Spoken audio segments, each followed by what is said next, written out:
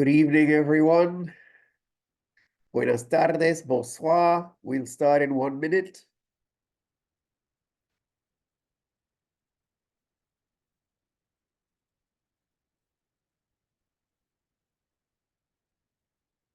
Oh, we already have 250 people. Vamos a comenzar en minutito. Hello, Trinidad and Tobago, Ontario, Canada. Hola, Guyana, Jamaica, Philippines, Jamaica, Trinidad and Tobago, Mexico, bienvenido, Virginia, Bahamas, Haiti, bonsoir, Scotland, Barbados, good evening, welcome, Chicago. Okay, well, good evening, everyone. My name is James Hospedales. I'm the head of EarthMedic and EarthNurse, and it is my pleasure to welcome you to session 10. The climate change and health equity is the subject of tonight's lecture in the final of our Caribbean Climate and Health Responders course. Live interpretation is available in English and Spanish. Use the button at the base, please. Next. And we are at the end of an amazing series in this Climate and Health Responders course, version 2. We've been through the general stuff, the disease-specific stuff. In the last couple of sessions, we looked at health system resilience in a changing climate. Health sector mitigation and adaptation was last week, earlier this week. And now we're going to be hearing from Dr. Carlos Faerron. I'll introduce him in a moment on climate change and health equity. So today's objectives are to define climate health vulnerability, adaptation, and resilience, identifying the social and environmental determinants that make people and communities more vulnerable, because the impacts of climate change are not evenly distributed. Some of us are more vulnerable than others. Describe the concepts of climate justice and environmental justice, and demonstrate how to supplement theories of collective and transgenerational ethics and ethical obligations. So this should be a great session. I remember Dr. Faerron's last time he spoke to us, and it was great. Logistics, remind you that this is a 90-minute session. Please enter your questions for presenters in the Q&A. The video recording, reference materials, and slide decks will be included on the website. One free CME credit is applied per session attended in person. You must be in person.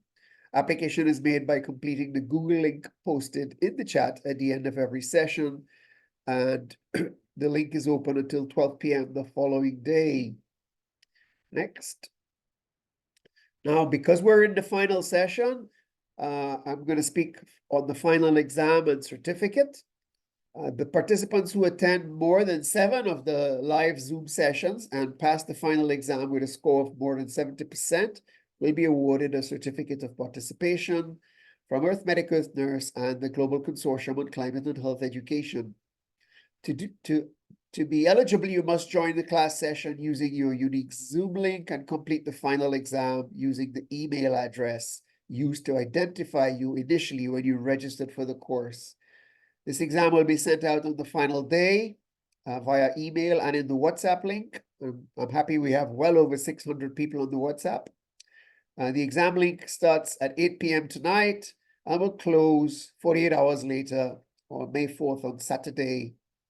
The format is multiple choice, true, false, and participants should be prepared to take the exam in one sitting. That is, you cannot start, sign off for a couple of hours and come back. It will not be safe. You must take it in one sitting. That sitting can be 1 hour long, 2 hours long. It's up to you, but it must be in one sitting.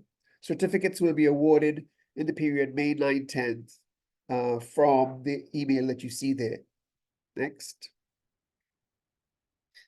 So tonight, I'm really happy to introduce our 2 presenters, Dr. Carlos Faerron Guzmán, who is Associate Professor of Global Health at the University of Maryland in Baltimore, and he's the Assistant Director for Planetary Health Alliance at Harvard, and Carlos is de Costa Rica. And Stephanie Cheuk-Alam from Suriname is the head of the Environmental Inspection Department at the Bureau of Public Health, the BOH. And between them, we'll be hearing a lecture and then a case study on the experiences that she has in Suriname. Is that it for the introductions? Right, so thank you very much, Carlos. I'm going to pass over to you. Welcome again to everyone. Bienvenido, bonsoir. We're going to finish up the series with a great talk tonight. Thanks, Dr. Hospedales, for that introduction. Pleasure to be here again.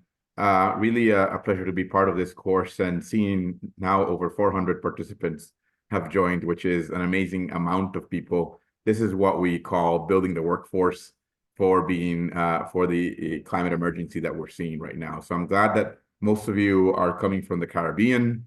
I myself am from Costa Rica. I'm a Central American. I'm born and raised here, but most of my work is in the United States. However, I spend most of my time here in Costa Rica, where I am right now. And really just glad to be able to share with you. I saw some ticos in the chat, so hi to my fellow ticos. And from everyone in Latin America, un gusto verdaderamente estar aquí con ustedes. So I'll try to capture some of the things that you have been talking about, and I know you've been in this course for now 9 sessions, and you've explored in depth how climate change is affecting health.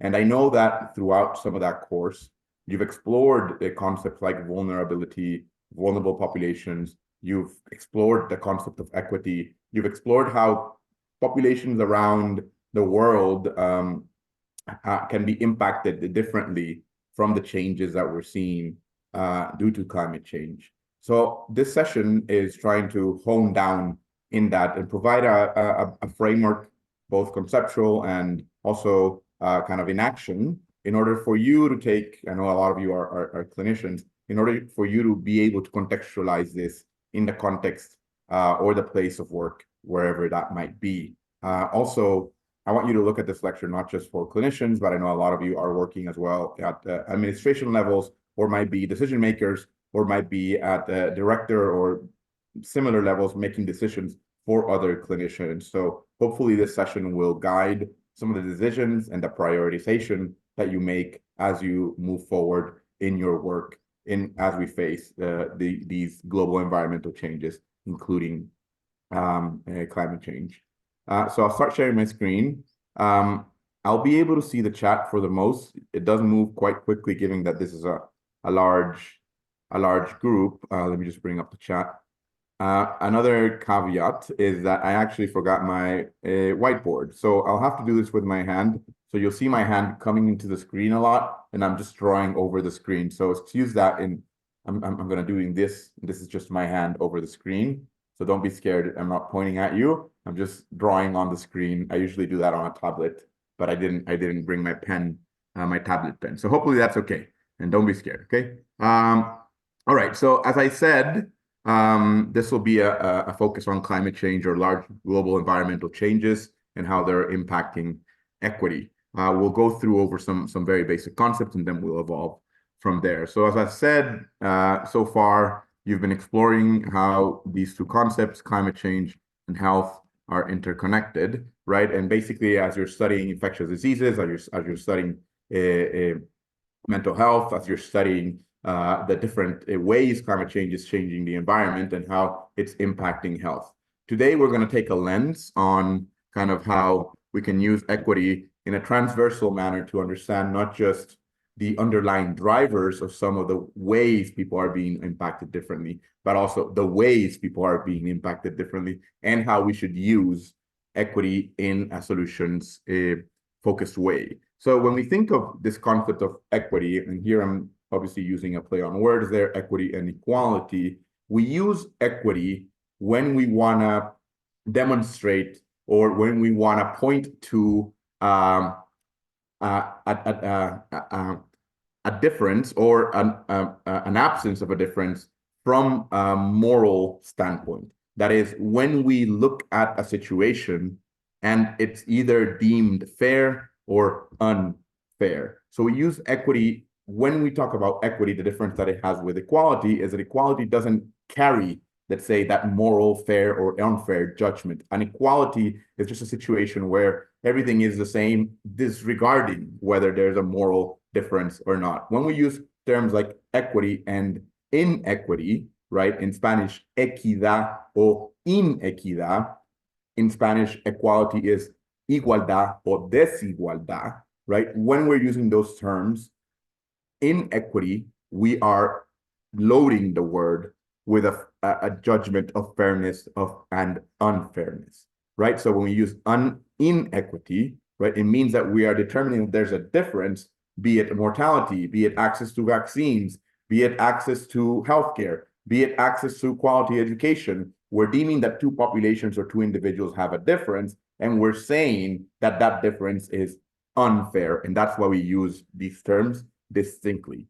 So just a one-on-one on how we use these terms differently, and I hope that we can have more conversations around this. I don't want to spend too much time here because I know you've spent a little bit of your time in class already discussing these terms. So as I said, when we actually use an equity analysis and we use the equity framework to connect these dots between climate change and health, we need to do that at 3 moments, right? And it's not just how, it's not just how climate change is impacting different populations around the world, right? But it's also analyzing the underlying drivers, that is the whys of the whys of the whys. These impacts are differently. And as well, equity is a framework that we use in order to design solutions. So these are the 3 moments that we use the equity framework. These are not just how differently people are impacted, but why are people impacted differently, and how do we go about finding equitable solutions? So I'm going to start talking about these 3 moments in my slides, and then probably we'll leave some of the solutions part to the case study, but as well to the discussion that we're going to have later, because solutions will look very differently depending on the challenge that you're working on, but also the place that you're working on. So I don't want to get ahead of myself too much in this regard. Now, before we dive into some of these underlying drivers and the impacts on different populations, I want to also explain 2 concepts that are important. One is vulnerability, and the other is resilience. And these are, let's say, sister concepts. They're like a little bit of yins and yangs, so to speak. They complement each other in ways that kind of we can incorporate in our language, right? So vulnerability, just as it sounds, right? It's basically that it's a function of, let's say, character, so to speak, and a characteristic, right, in which we take into account these 3 things that you see in the slide. We take into account what is the capacity of I'm going to use system, right? But we can use, instead of the word system, we can use the word individual, community, nation, right? But I'm going to use the word system just for clarity. But when I talk about vulnerability and resilience, I can also talk about communities, individuals, and nations or regions or whatever it might be. You might substitute that to what is relevant to you. So adaptive capacity, right? When we say adaptive capacity, it refers to this ability, right, of individuals, community, nations, systems to develop what we call resilience, which is a concept I'll explain in a second. And specifically when we're talking about climate change, is the ability to develop resilience in the face of climatic risks, right? This can be expressed in ways such as accessing, let's say, my adaptive capacity is my access to financial resources that allow me to survive during a loss of harvest. Or it might be my ability to access nutrition while there's a drought. It might be my ability to access new technology, like new seeds, while there is change in how I grow my food. It might be my access to a network of support that allows me to thrive despite hardships that might be momentaneously or permanent. So that is more or less when I talk about adaptive capacity, and that's a part of vulnerability. Obviously, the more adaptive capacity you have, the least vulnerable you are. And these are kind of outerweight concepts. And then on the other side of the equation, the more sensitivity and the more exposure you have, the more vulnerability the more vulnerable you are, or the more vulnerability an individual, a community, a nation, a region, a system is. Now, sensitivity, right? We might think about it as an internal factor of the individual, community, nation, region, or system, right? You might, when we bring it down to an individual level, you might think about this as, let's say, sensitivity is immunity, so to speak, right? So, for example, if your livelihood depends on things like tourism at shore, and maybe your whole livelihood, the community livelihood, depends on fisheries, and because of how climate change is happening, fish are moving out of your waters, then that person has more sensitivity because their livelihood depends almost solely on those fish or those coastal activities, right?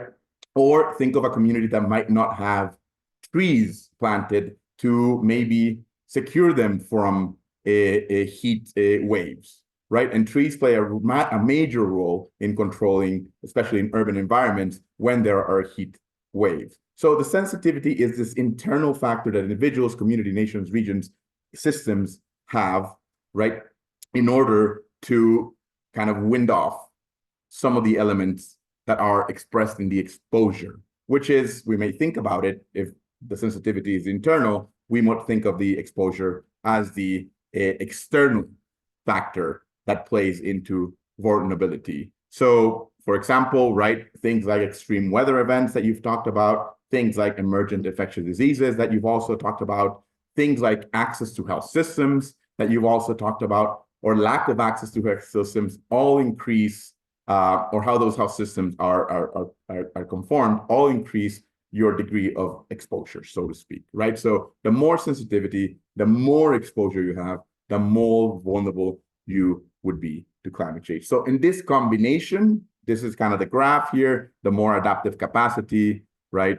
The lower your vulnerability, right? So this is more or less how we understand. And in conjunction with these terms, right, we think of resilience as this ability to cope, right? Resilience, we might think about it about something like a rubber band, right? When you stretch a rubber band, it can only stretch so much that then it breaks. But some rubber bands can stretch much more and have more resilience to then return to a new state of stability in which it can still function as a rubber band. Similarly, individuals, systems, nations, regions, neighborhoods, communities have that ability to cope through, let's say, a hazardous event, or responding or reorganizing in ways that allows them to fulfill the essential function that they are there to do, right? And you talked about health systems a little bit, and building climate resilient health systems. It means being able to build health systems and cope and thrive and do the essential function despite the fact that climate change is there, right? So this is how we understand resilience. There are some related concepts that are sometimes spoken when we talk about resilience in the literature. One is bouncing back. That is, if this is my core level, right? This is my level, basic level of where I am. Let's call it the homeostasis of an individual, community, level, nation, whatever. And there's a hazard, and it brings me back to this level of, let's say, illness or disease at a societal, at an individual level, whatever it might be. Bouncing back means being able to come back to this homeostasis, or this initial point where system properties are restored. Bouncing forward means not just being resilient, but also being to thrive after the hazardous event. So obviously, when we design strategies to make populations resilient, we don't want them just to bounce back. We want them to bounce forward and be able to thrive. These are concepts that I want you to be familiar with. Obviously, from the way the literature is set, there's a lot of interpretations of some of these. Some of the literature that you will read will define these a bit differently. They incorporate different ways of explaining this, but basically, right, this is what I wanted to show you in these 10 minutes of introduction of these concepts. Now, jump into how health is impacted by climate change. This is where you've spent most of the time in your course. So I won't spend most of my time in this. But just to say, again, when you're exposed to the literature and when you're Googling climate change in health, there's going to be a flurry of models out there.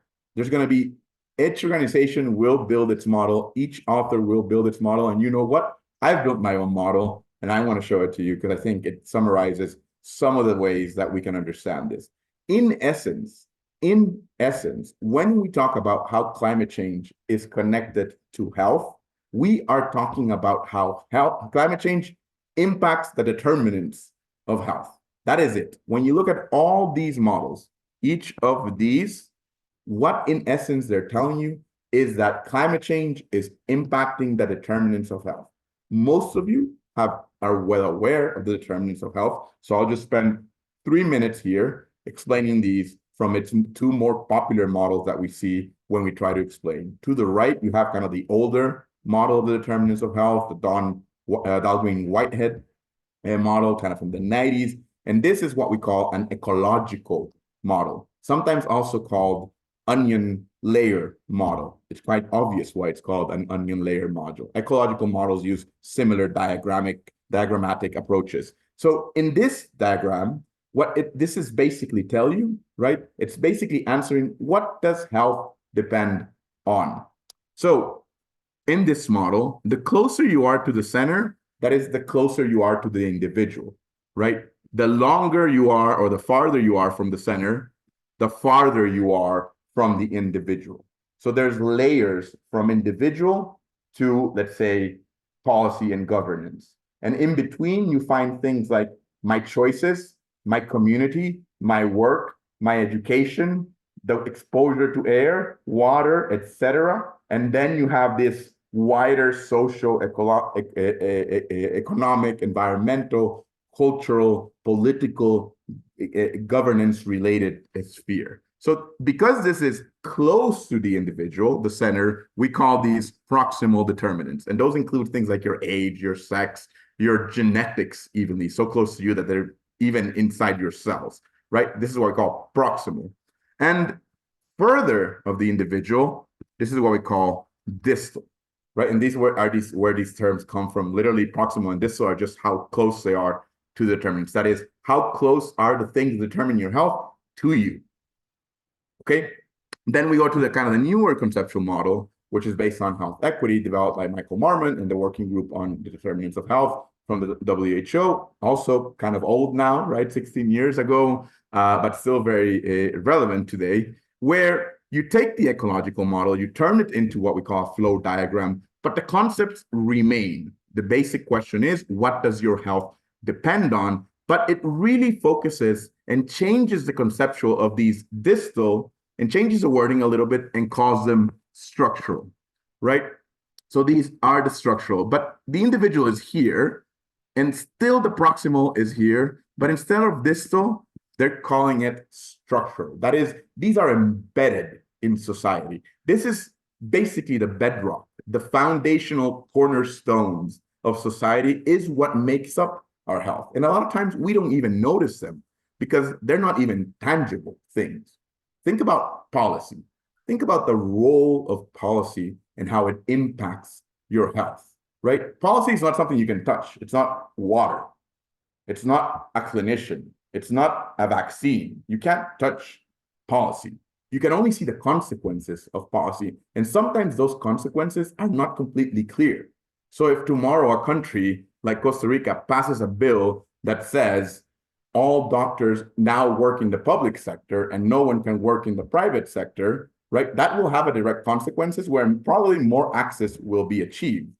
But what happens if the opposite happens, where the public sector closes and now there is no access to public sector? The consequences of health, right, of a policy will probably have trickle-down effects on the population that depended on that public access. And that is hard to connect sometimes because the consequences might depend on not just whether you had insurance or not, but whether you were close to a clinic or not, whether you had access or education, whether you are a woman that is taking care of your children and can never go to the clinic, and many other things, right? So policy always plays in an inter kind of woven way with other elements of things. So this is just a broad overview of how we understand the basic question of what does health depend on?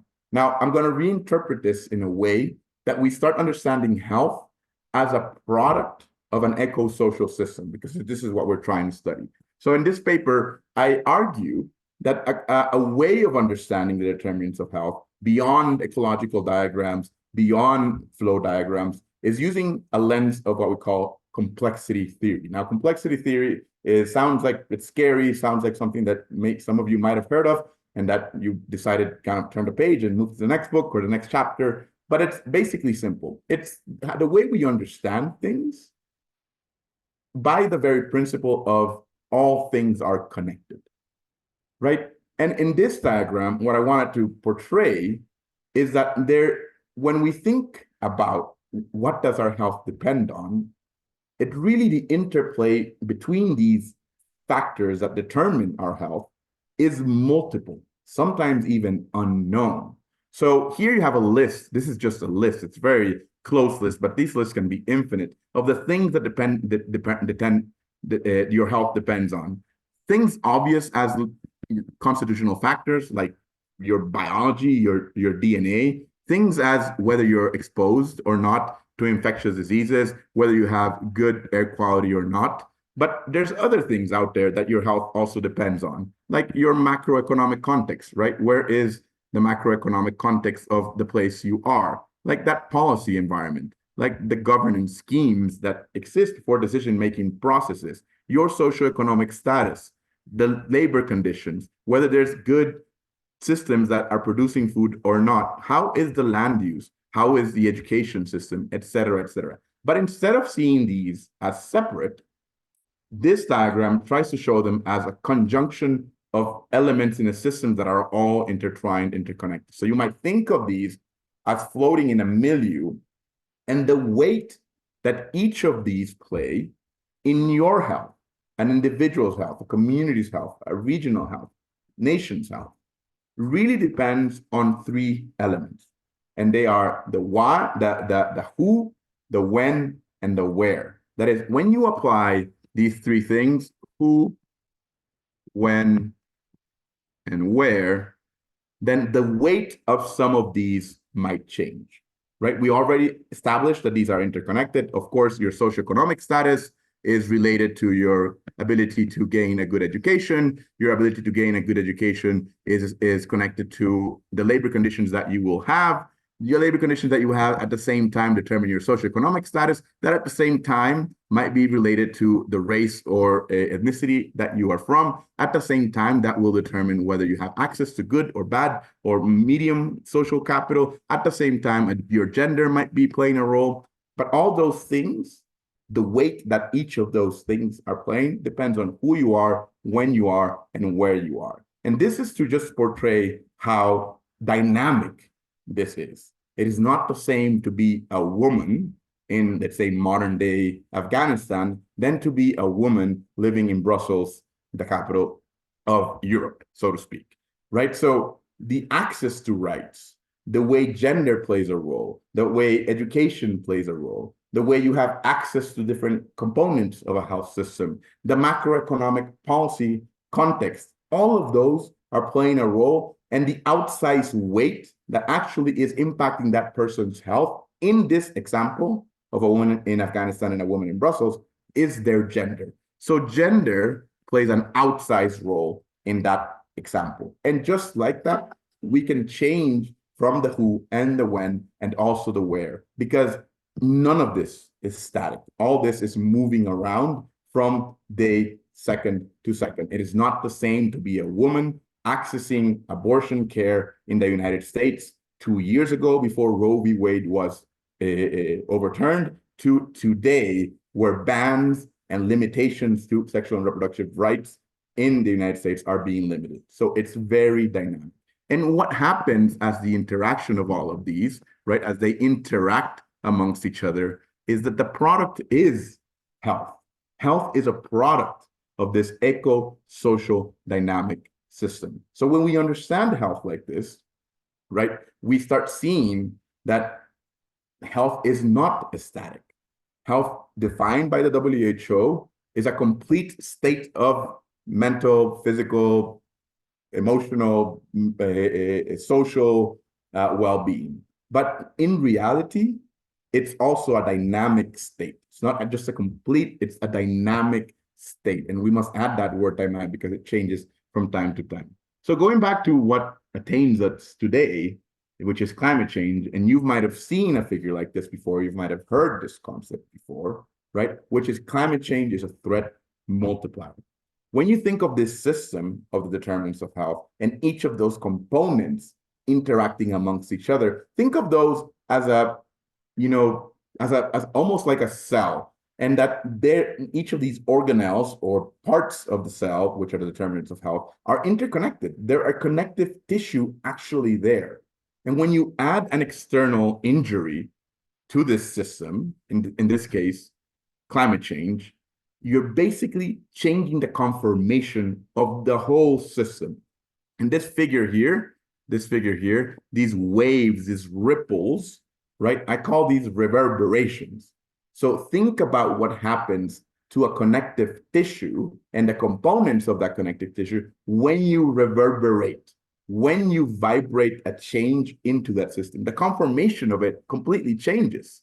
And that is why we say climate change is a threat multiplier. It changes the conformation of the determinants of health and makes people more vulnerable and makes people less resilient. And hence, this new status of health becomes less good, so to speak. So health diminishes in the face of climate change thanks to this new conformation.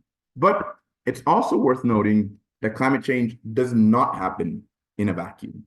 What you're seeing here is a schematic representation of the concept of planetary health. And this is kind of not easy to follow. I'll try to explain this in a nutshell so you can understand what I'm saying. But when I say climate change does not happen in a vacuum, what is meant is that there are what we call other global environmental changes happening simultaneously to climate change. So which ones? So we talk about pollution, for example. Pollution is not something that's just happening now at the edge of our neighborhoods. The trash that we see in our neighborhoods, the lack of recycling that we see in our neighborhoods and cities. Pollution is now happening at a scale that is unimaginable. Pollution has seeped through all the ecosystems in the world. We can find traces of human activity in pollution in absolutely every ecosystem in the world, in the form of things like plastics, nuclear waste, heavy metals, non-organic, organic compounds, all of those we can find, not just at a local level now, but even in places where humans don't even live. And we even find them inside organisms, where we find traces of our activities inside organisms. We see accumulations of things like mercury. We see accumulations of things like plastics in the food web. And that is how bad it is getting. It is not just our air that is being polluted severely by our economic activities, but it's also our waters, it's also our soils, and all parts of the biosphere are now tainted at a global scale. Of course, there's places where that pollution level is less, but the scale of it now is happening at a planetary level. Then there is the concept of biodiversity loss, which is another large-scale environmental change that is happening. That is, we are losing vital biodiversity, not just rhinoceros, which are kind of these very visual species, not just orangutans or chimpanzees. We're losing things like fungi and bacteria and archaea and different forms of life that we might not even know exist. And we can trace this, we can measure this in a way that is impacting our health as well. Not because our life depends on that biodiversity. We can also talk about another large-scale environmental change, which is the biogeochemical cycles. As you know, the Earth cycles different elements through air, water, soil, life forms, and on and on. Things like carbon, things like oxygen, things like CO2, they're all cycled in these ongoing, perpetuous ways of how it moves through the biosphere, right? Now, there are cycles that are altered significantly thanks to human activity. Of course, we know CO2 is one of those, right? And the greenhouse gases that's causing, and the global warming and the acidification of the oceans, all as a consequence of a mismatch, or let's say an alteration of the CO2 cycle.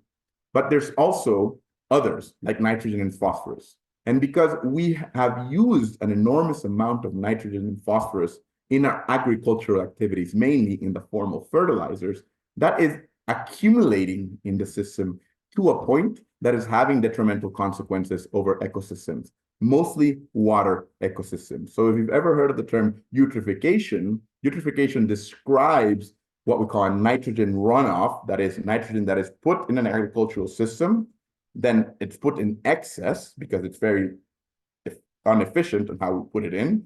We put a lot of nitrogen in there. When it rains, that then runs off into waterways and bodies of water, eventually joining larger bodies of water, eventually reaching the ocean. When that nitrogen accumulates, it creates an alteration of the ecosystem that is called eutrophication, where there is a blooming of an algae that then consumes the oxygen of the water and then kills off many of the other species that live there. And it creates these gigantic dead zones, as they're known, like the gigantic dead zone of the Gulf of Mexico, which is a consequence of the agricultural activities of the Mississippi River Basin.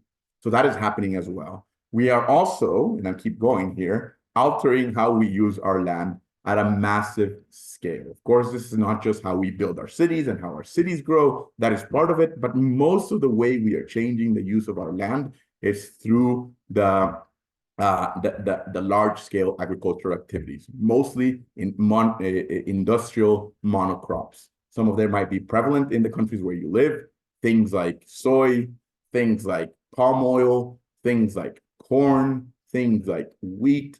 They're all altering the soils, the land, and it's changing the natural cycle of these ecosystems, having consequences over things like biodiversity, having consequences like things over the quality of the soil and the species that live in that soil, the bacteria that lives in the soil, et cetera, right? We talked about the oceans, which I'm talking about here. I'm just going over each of these. And as you can see, the principle here, and this is climate change, which I always mention last, but this is kind of the central part of this class, right? You can see from this that these, what I call anthropogenic changes to Earth's natural systems, I'm just going to put it here, anthropogenic changes to Earth's natural system, they're all interconnected as well, right? We can't talk about land use change without talking about biodiversity. We can't talk about altered biogeochemical cycles without talking about land use change and global pollution. We can't talk about land use change without talking about climate change.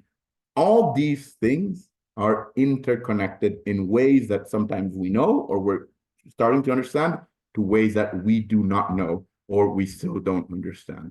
That's why these Webby figure here is interconnected. So the basic premise of planetary health is that these changes that are happening in a geological epoch that we call Anthropocene, that is literally the age of humans, right, are altering people's health, right? Altering the patterns of infectious disease, non-communicable disease, nutritional disease, mental health related disease, and sexual and reproductive health related disease, which is what you've been focusing on for the last 9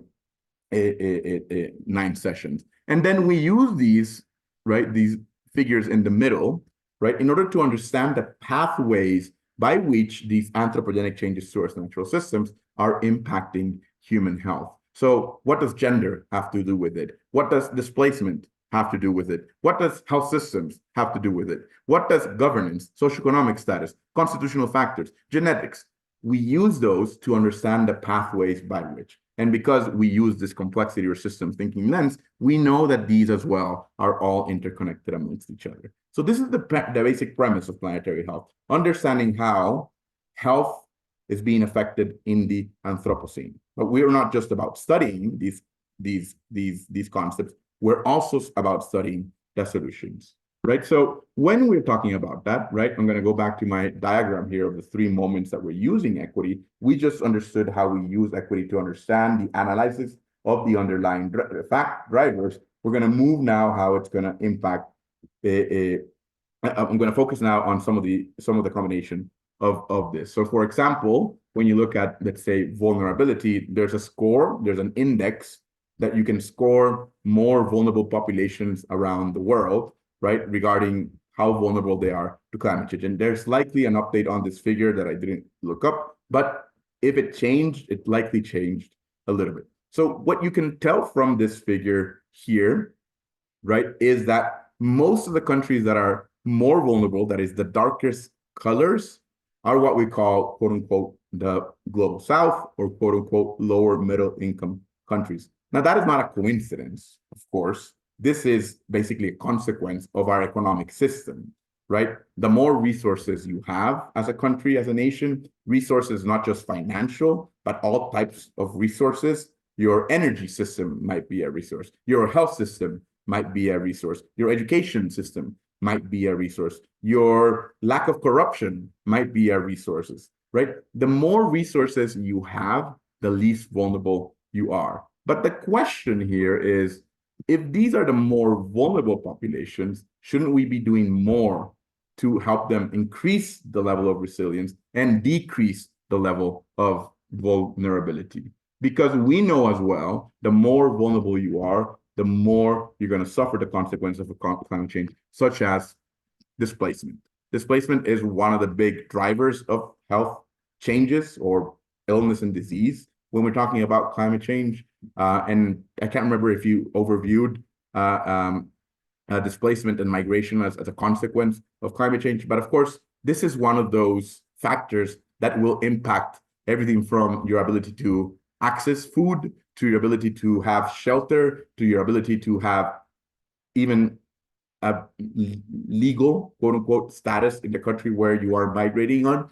And so the consequences of that will have ripple effects as well over all your determinants of health. And these are just some numbers from the World Bank on how many people will be internal climate migrants by the year 2050 in a status quo scenario. When we talk about resilience and vulnerability, right, and how we seek, let's say, how we understand these and the consequences that it's having all around the world, this picture for me really represents some of that. So these are pictures of 2 different environments and how they are coping with a sea level rise, which is one of the consequences of climate change, as we know. These are 2 coastal places in the world. One is in the Netherlands, and the other, can't remember where I got this picture from. So now I'm blanking on where this picture is from. But to the left, and this might, the picture on the right, let's just say it might look very familiar to many of us that live close to coastal environments in lower middle income countries. And this might be in Caribbean, it might be coastal Africa, it might be South Asia, where there's a high degree of vulnerability. To the left, you have a resilient system, which is highly resources, count with a high degree of resources like knowledge, technology, financial, legal frameworks, governance mechanisms, etc., that allows them to see and design what are called floating houses. So they're basically, their houses are going to float as the sea level rises. To the right, you have an image where that ability is likely not there, right? That ability to, what will happen when these people face a growing sea level rise? They will likely lose their livelihood, which puts them at risk, at health risk, and as well, they will likely be displaced, right? So when we talk about resilience and vulnerability, you can see these 2 things interacting with each other. So these are, again, as I said, yin and yang concepts. Similarly, this is another example. This is something that science is still kind of emerging from this, and I have 5 more minutes, and then I'll wrap up. This is another example on how climate change will impact differently different peoples around the world. This relates to nutrition. It just happens to be that this is kind of paradoxical, and this is the way I think about it. When we were in school, and some of you might know about, how we learned about plant biology in school, we thought about CO2 as basically plant food, right? It's what the plant takes from the environment and then uses it to create leaves and bark and roots. I thought about CO2 at least as plant food. And some people actually thought, well, in a more CO2 rich environment, there's going to be more growth of plants, which is not necessarily untrue. Some people are saying, some of the science are saying that there will be what we call global greening, which means the template forest will probably move to the north and there'll be more green, more template forest. Now, is that good or not? Probably not, because it means that our glaciers are likely decreasing in size and we're going to have other consequences based on that. So we can't just look at that. But what happens with food is actually quite interesting. In rich CO2 environments, sometimes the plant will actually grow more. The plant, be it soy, be it rice, be it maize, be it wheat, it might grow more, but it won't be more efficient. And definitely it won't be as nutritionally packed as it should be. So as you can see here from this graph here, and many researchers have now confirmed this, the level of zinc, iron, protein, and other micronutrients, which are basic and staple for people's diets around the world, is gonna decrease. And that means that the person who is on the verge of having an anemia, on the verge of having a protein deficiency, on the verge of having zinc or iron deficiency, with the consequences that comes, they will now fall under nutrition. And the people that were already undernourished will be further undernourished. And you can see here again how this impacts and relates to the concept of vulnerability and resilience. So this is let's say, something that has been coming up in the science in the last 15 years, and now it's been kind of ratified, but it is part of how we understand how different populations will be affected. And obviously, when we look at the total numbers of who bears the responsibility of things like emissions growth, right, we see this in this graph. You'll see the poorest 5% of the world here, the richest 5%. We'll see here, obviously, that the richest 5% is responsible for the growth of around 50% of emissions. So that is the richest of the rich, right? Not just countries, but people, because we all live in nations where there are people that are accumulating wealth in very obscene manners, right? Those people around the world are the ones that carry the weight of emissions growth. And in Spanish, or at least in Costa Rica, we have a saying, which is, usted se come la piña, y a mí me duele la panza. And I always say in Spanish first, and then translate it in English, which is, you eat the pineapple, but it is my tummy that hurts. When we look at the consequences of, let's say, climate change, and where we can see more climate-related mortality, of course, this is what we call a cartogram. This is a type of diagram in which the size of a country is determining here, in this case, the size of a country determines its global share of carbon emissions, right, or total share of emissions. So the bigger the country, the bigger the emissions. So let's say China, West and Central Europe, the United States, Japan, obviously they carry the weight of the most emissions of high emitting countries and high income countries. But when you look at the consequences, that is the mortality consequences of climate change related death, you see that the countries that carry the least weight on the emissions are the ones that are suffering the consequence. Usted se come la piña, a mí me duele la panza. And that is how we can look at all these elements, not just related to mortality, but also to other forms of morbidity, like infectious diseases, like non-communicable diseases, etc. But of course, this will not happen forever. This is my last set of slides, so I'm going to ask for a couple more minutes because I know my time's up. When we look at this graph, and I want you to pay attention first to the y-axis, which is basically relative health gains and relative health losses. That is, how much health and gain is how much health is being affected due to the x-axis, which is degree of environmental change. That is, here we have no environmental change, and here we have a bunch of environmental change, not just climate change, but a bunch of biodiversity loss, a bunch of pollution, a bunch of changes to our ocean, a bunch of changes in land use, right?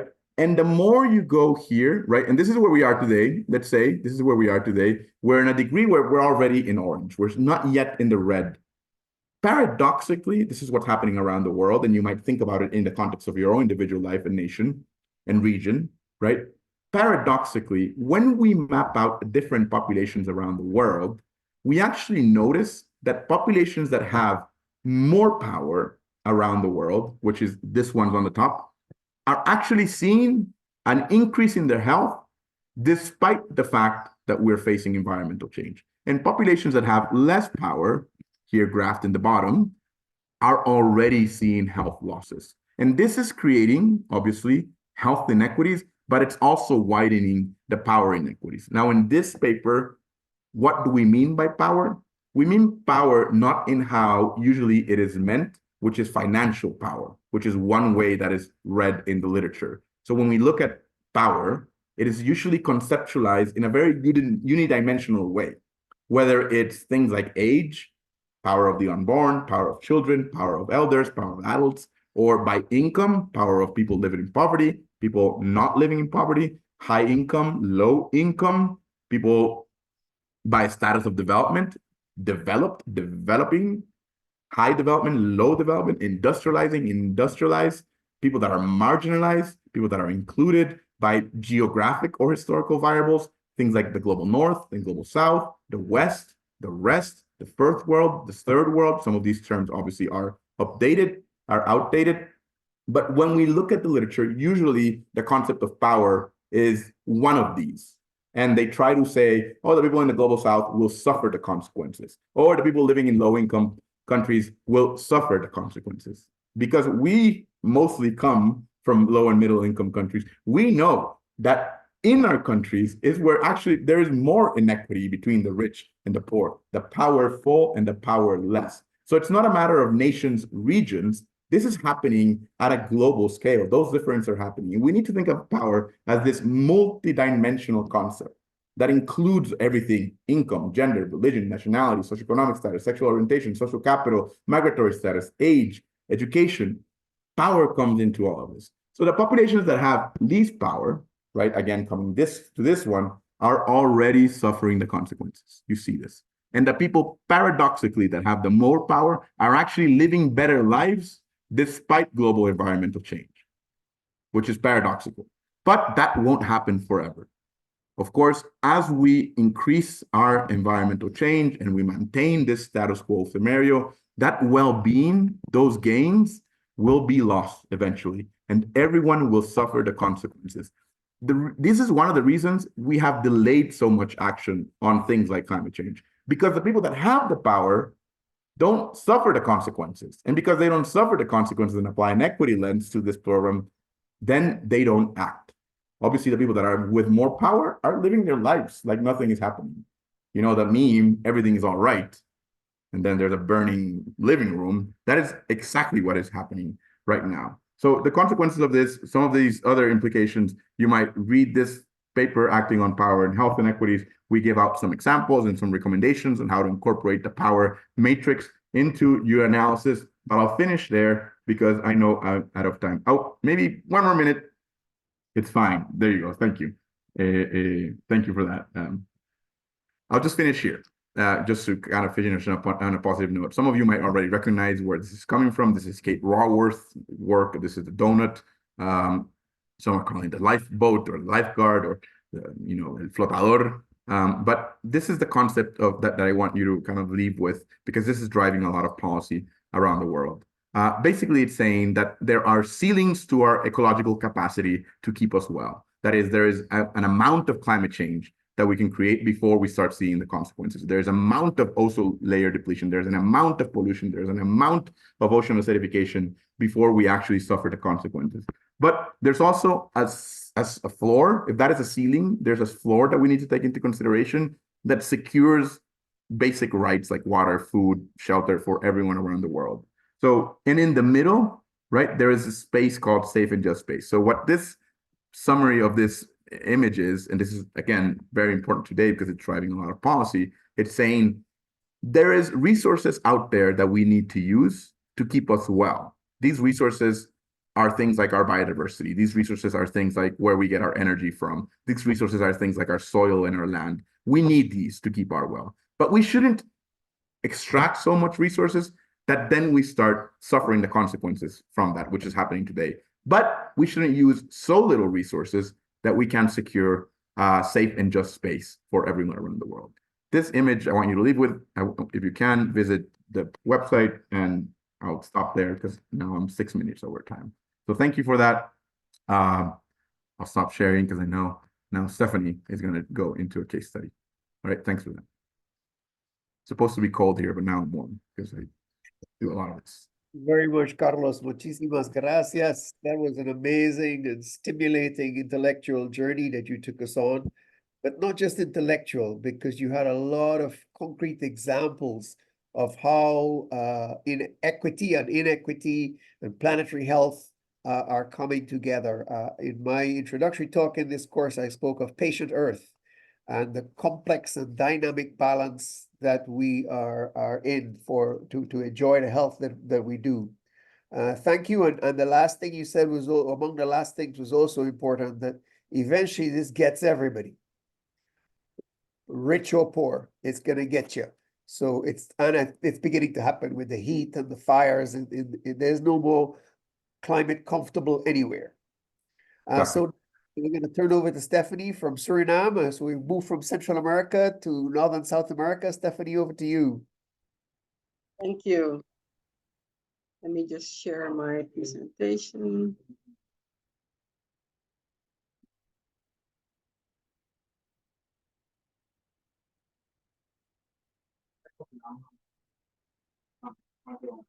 Can you see the presentation? Yes. Okay. Yeah, so I was going to start with a little introduction, most of which has already been said by Dr. Guzmán. But my case study is based on a vulnerability assessment tool.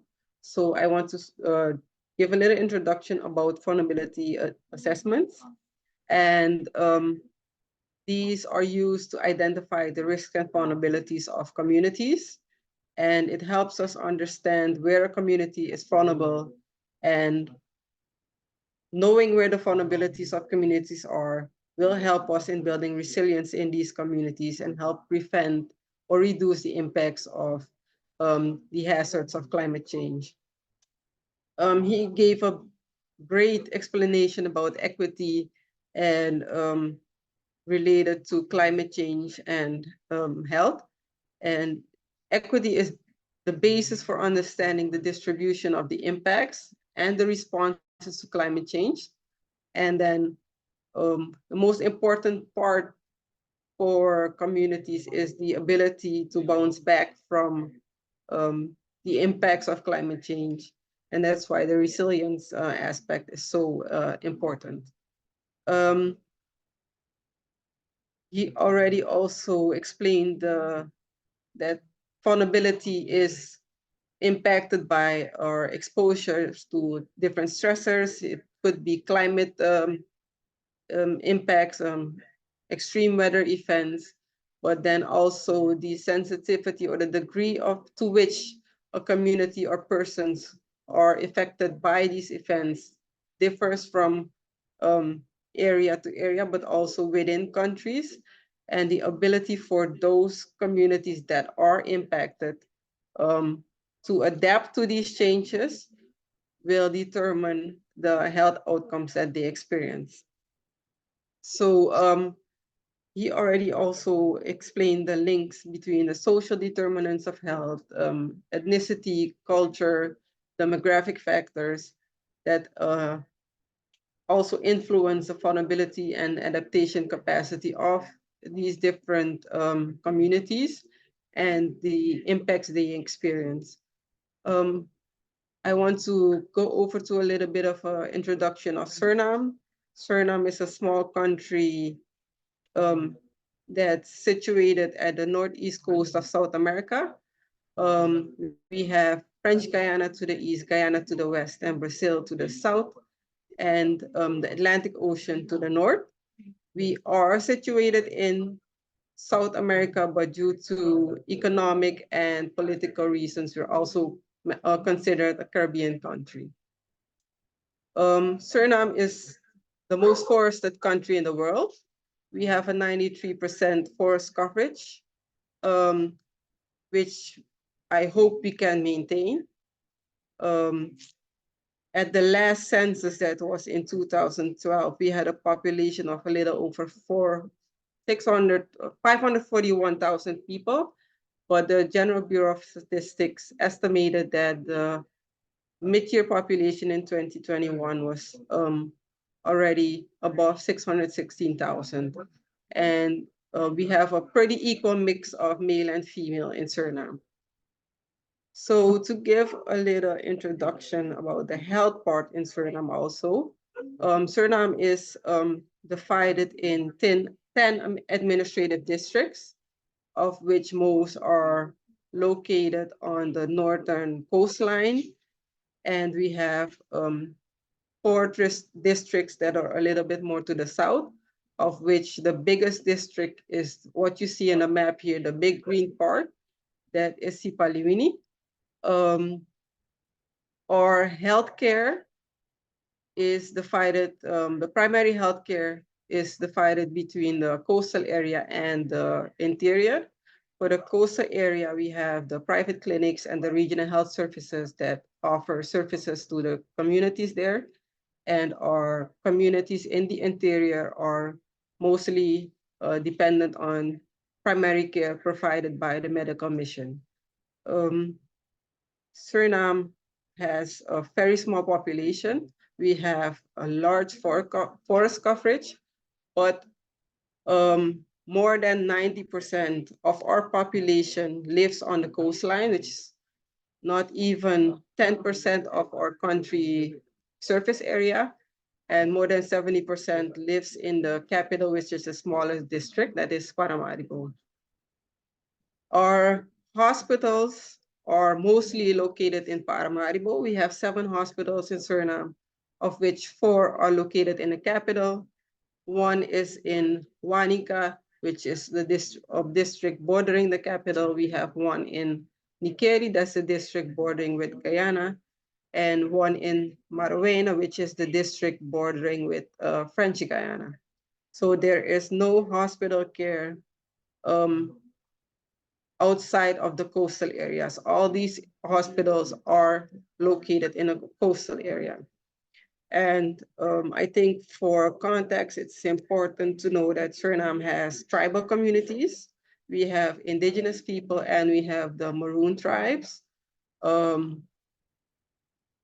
which as was already indicated, the different persons experience the impacts of climate change differently. And the most vulnerable people are those who are at lower social economic levels or have less care to have less access to medical care. And those are mostly the tribal communities in Suriname. The communities, we have communities in the interior that cannot be reached by road. So if you want to reach them, if there was something happening, which is already experienced, you need to either fly over or go by boat, which can take sometimes from hours to days just to reach one location. So we've had in Suriname been experiencing some of the impacts of climate change, mostly flooding, but we've also this year been experiencing heavy droughts. And these droughts have caused entire rivers to run dry. And the rivers we have in Suriname are a bit different than the rest of the Caribbean. We have very large rivers. So for a river to run dry and have that be the only transport to villages in the interior, I think you can imagine the impact that would have on those communities. If they need healthcare, if they need food, how would you get to those communities? The tribal communities are also very reliant on their environment.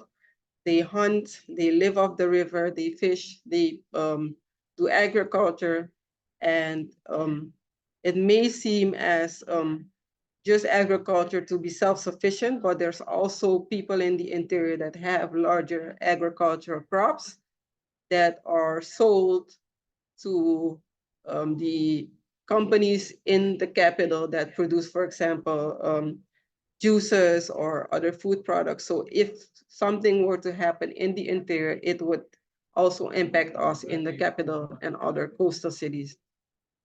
We've had floods that washed entire communities away in the interior. In the capital and other coastal districts, we also had floods.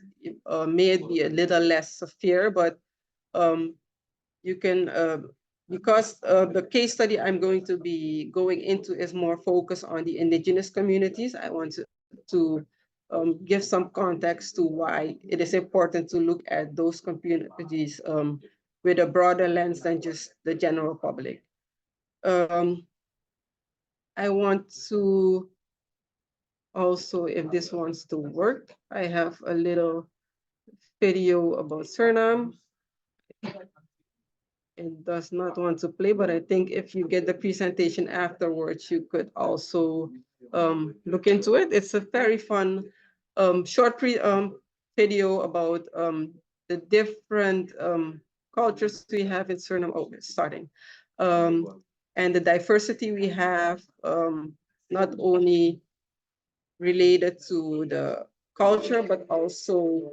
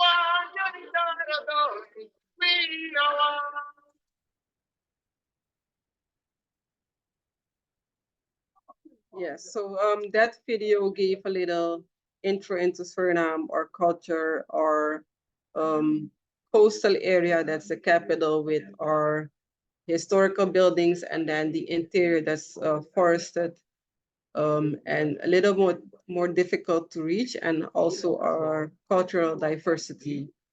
In Suriname, like I said, we've had impacts of climate change already, and in every district, all 10 districts, we've already experienced the different impacts of climate change. From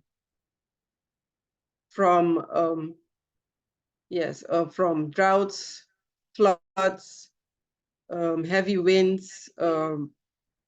We've had this year, due to the droughts, we've also had a lot of forest fires with thick smoke, which also had its health impacts.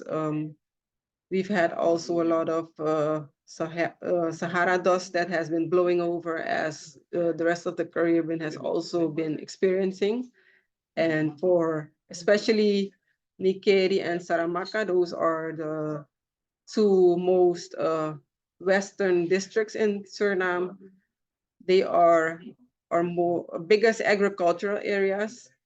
The droughts and flooding have also impacted the crops, which also impacts our food production, but also our export capacity. So for my case study, I worked with a indigenous community in Suriname to develop a community water vulnerability assessment tool.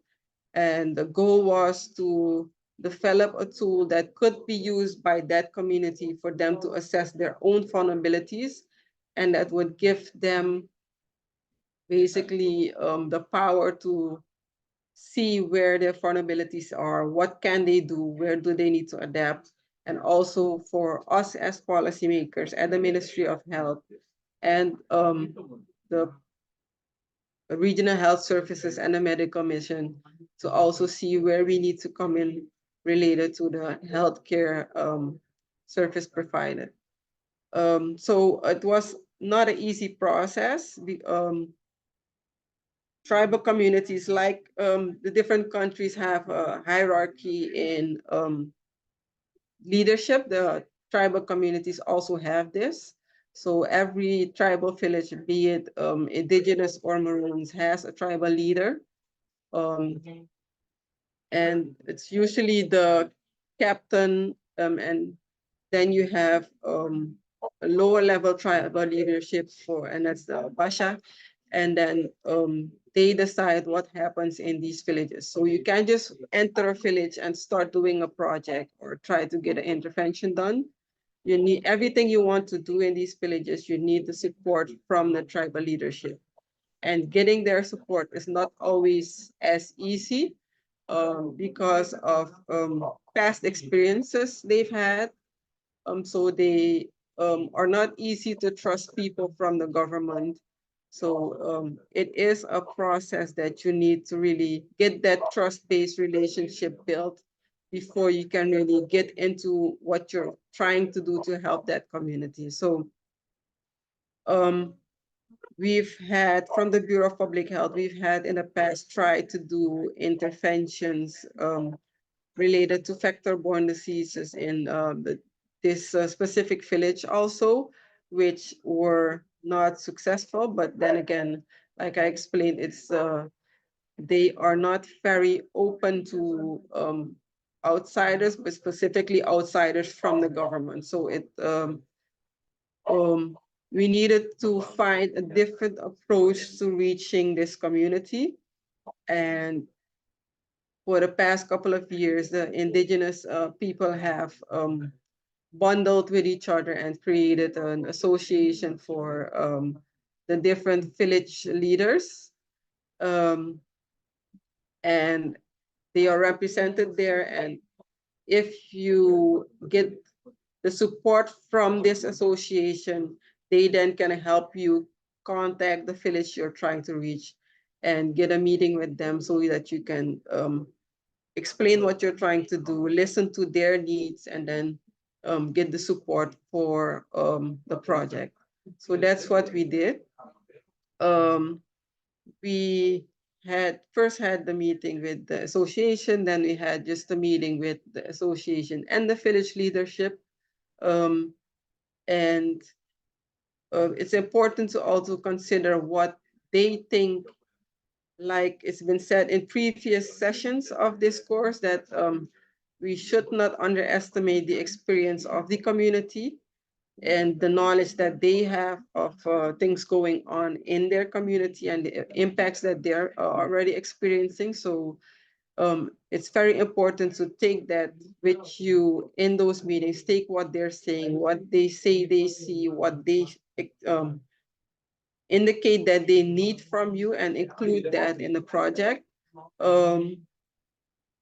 After that, after we got the green light for the project within the village, we started with orientation visits to really see what the situation is in that community related to water resources and water use, but also possible threats associated to the water resources. And the village leaders nominated 3 village champions who were allowed to work with us on the development of these tools.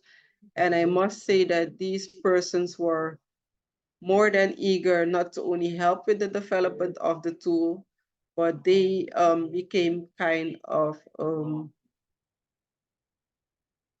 or eyes and ears in the village, or champions that would not only just work on the tool, but also if they saw something within the village that needed attention, or they helped us also spread the message about the importance of climate on our health and why certain aspects are important for the village. What can they do?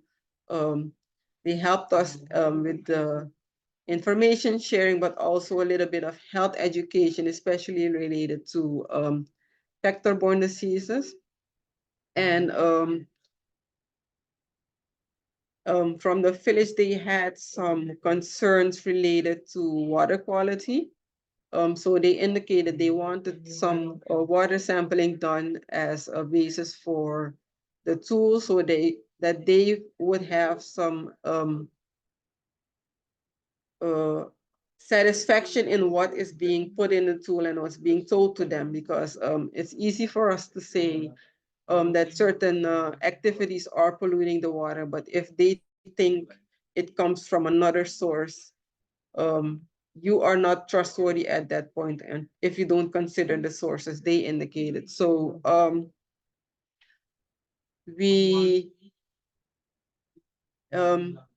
I must also indicate that this village is not one that is very far from the capital. This one is reachable by road. And even though they are right on top of the main water aquifer that is used for the drinking water production in Suriname, most of the village does not have access to running water. So there is a lot of people there who still use rainwater harvesting, but there's also people who dig wells into the aquifer for their water needs. They've also dug some holes, made kind of like ponds that they use for recreation.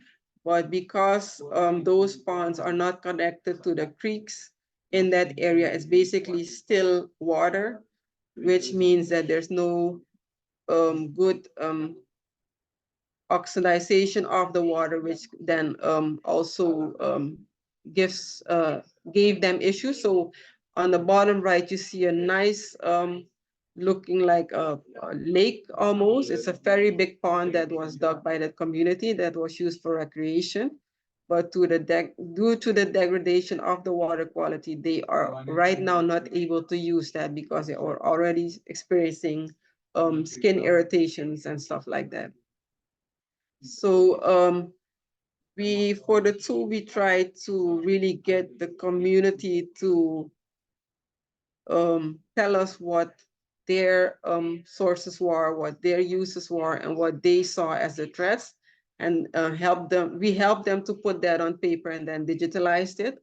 And we try to make it easier, especially seeing that not everybody in the area speaks Dutch, not everybody in the area can read and write. So we also use pictures that were taken in the area of the different situations that were included in the tool to make it easier for them to do the assessment. So from one picture to the other is basically yes, no, and then that leads you to the next picture to help you identify from the water sources to the uses to the risk and eventually also the health impacts.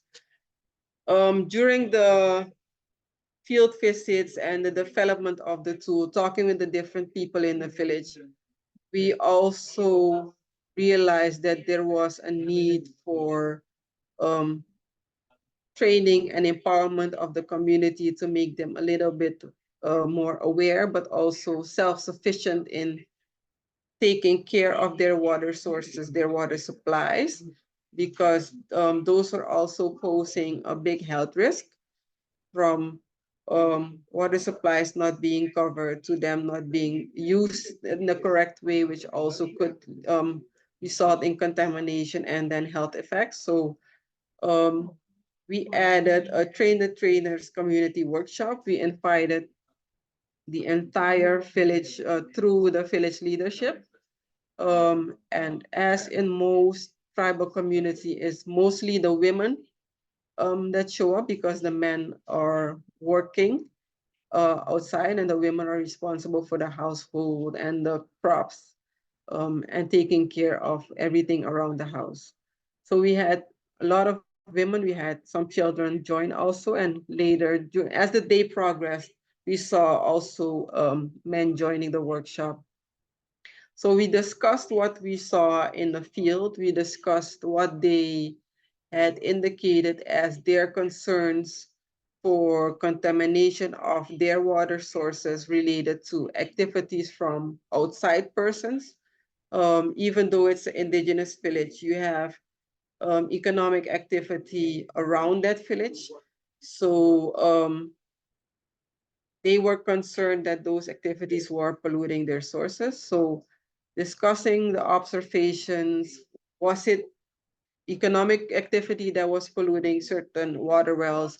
Was it, for example, latrines that weren't properly built, and then help them and give them the guidelines on how to correctly do that. If you have a well and a latrine, how do you need to take into account the location of those two and the proximity to each other, the water flow in the ground, so that you can be sure that you don't yourself contaminate the source you use for consumption.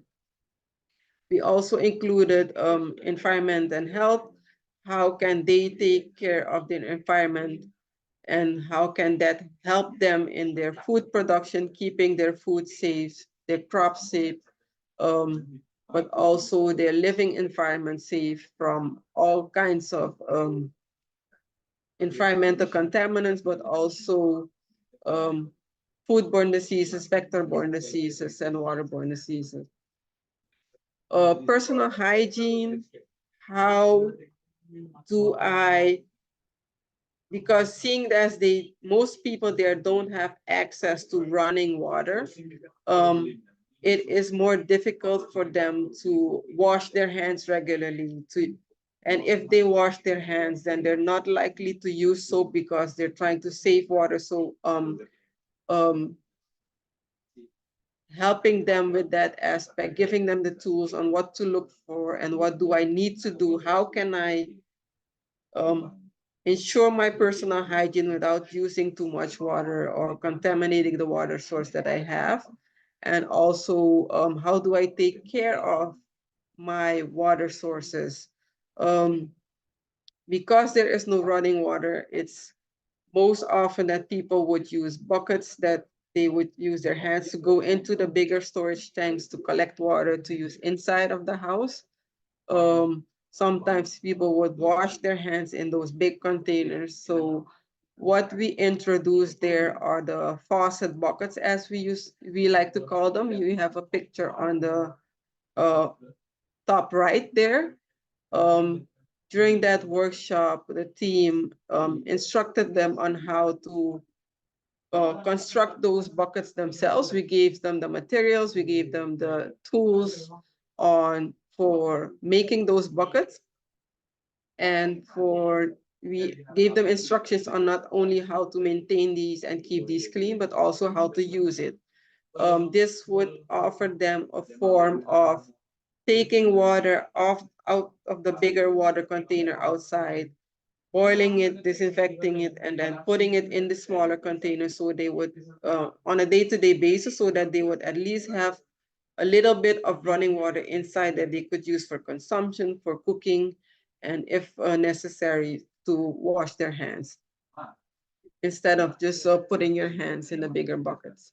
But also vector control, covering their water supplies, how to screen their houses. It's the simple things that we mostly take for granted in the capital, because yeah, we have windows, we have air conditioners, we have fans, we have bed nets, but for people in the different villages, that's not always easy to have access to, but also not easy to maintain. So working with their cultural traditions and what they see as appropriate for their culture, and then building on that. what we also did was work with them on the proper hand washing techniques. We use the glow germ gels and the black light to really give them a hands-on experience on why just washing your hands with a little bit of water doesn't clean them, even though that you don't see the dirt, the germs are still there. So that gel really had an impact on them, seeing that in real life. And we've asked them to also teach what they've learned during that workshop to other members of their community, of their family that were not present at the workshop. Yes, so we've had some good feedback from the community. It also gave them a direct line to the Bureau of Public Health, the Environmental Inspection Department. They were the team, they have our telephone number, they know how to reach us. So we're hoping that in the future we have more contact with them, although it's not always very easy, seeing that there are different priorities at play. You have the government's priorities for certain interventions, but then you also have the priorities of the community itself. And you can't impose what you want on communities. So taking that into account, we really need to build on their needs, and then once they request the support, we're there to help them. From the government side, what now is in place is a water platform that is led by the Ministry of Natural Resources. And they are in the lead because they are responsible of supplying drinking water to the entire population of Suriname. So we are working with them within that platform, trying to get all relevant stakeholders from the government, but also some very important NGOs included in that platform to work with them on everything related to water, not just drinking water, but also sanitation and wastewater, and working with them on different projects for the water supplies to the different communities. Because if it's not feasible to get a big water treatment supply for especially the villages in the interior, then there's the option of rainwater harvesting supplies, that in which you have, for example, the Ministry of Public Works that has their guidelines for different constructions, but also from the Ministry of Public Health, the vector control and the disinfection and sanitation part.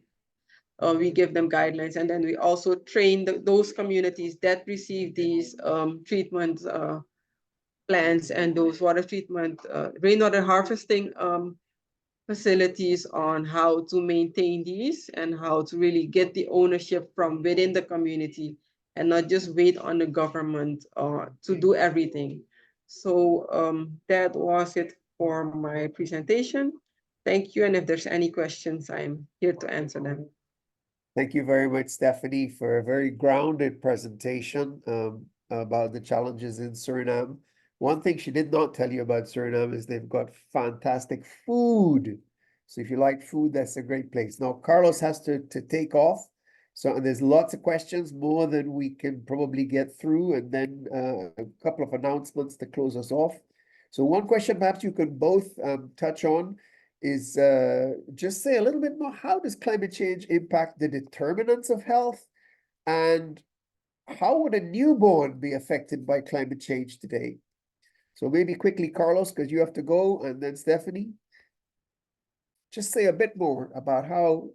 I mean, the newborn question is interesting because actually the effects of climate change obviously start from the womb and even before, right? And we're talking everything from the quality of the nutrition that the mother has before pregnancy and during pregnancy, and the consequences that it has over the baby, as well as the quality of the air that this person is exposed to before they are carrying their baby and during the moment, but as well in the peripartum moment as well. The exposure to high salinity in water is due to things like high levels of sea rise that might penetrate water sources that are drinkable, and that might elevate the sodium, and that might impact things like preeclampsia. All these consequences we're seeing around the world, and they're quite and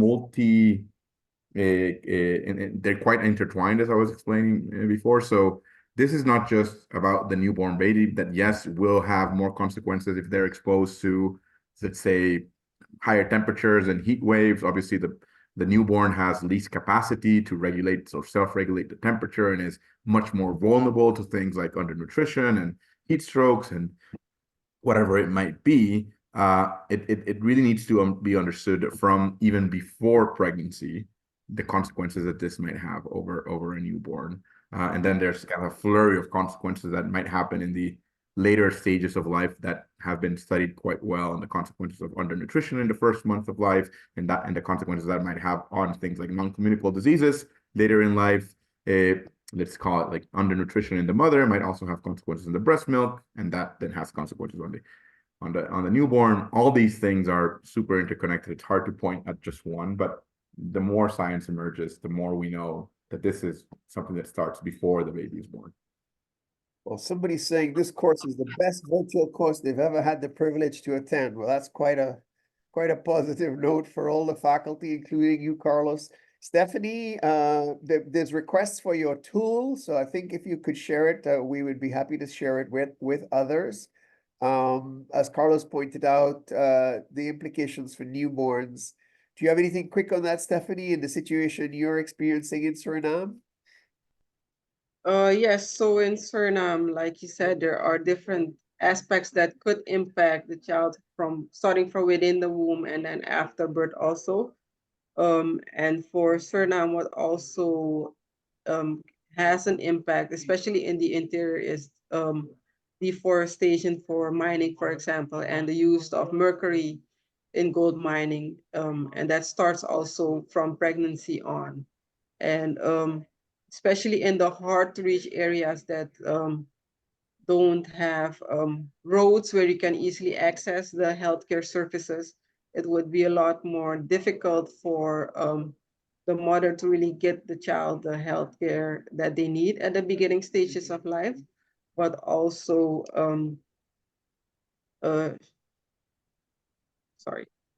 so also it would be more difficult for the mothers to really take care of their child in the best way possible if they don't have clean drinking water available at their household. So there's different aspects that impact the child.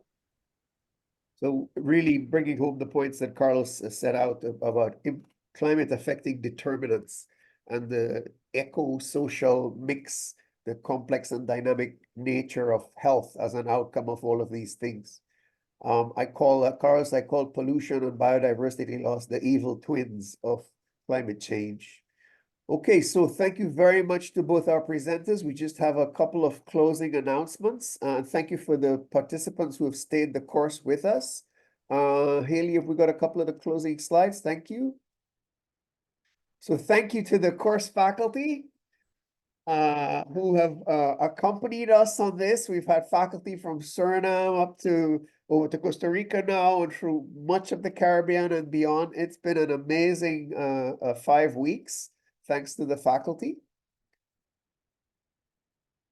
And special recognition to our planning team. Well, I can't thank myself, Dr. Paula Henry, who has been a tremendous force behind the marketing, Dr. Carrie-Ann Peart, Cecilia, who her husband says is a force of nature, a good one.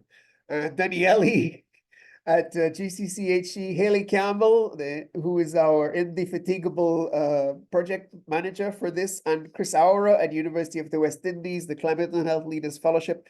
Several of his fellows were faculty for this course, so we're really happy with that partnership. And to the interpreters, Lourdes, Ana, Soledad, y Adriana.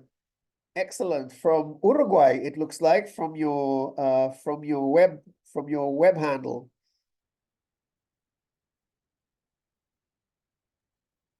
Now, just two closing announcements. You can join the Global Climate and Change GCCHE community as an academic institution. Haley, do you want to do this one? Yeah, sure, I can take over.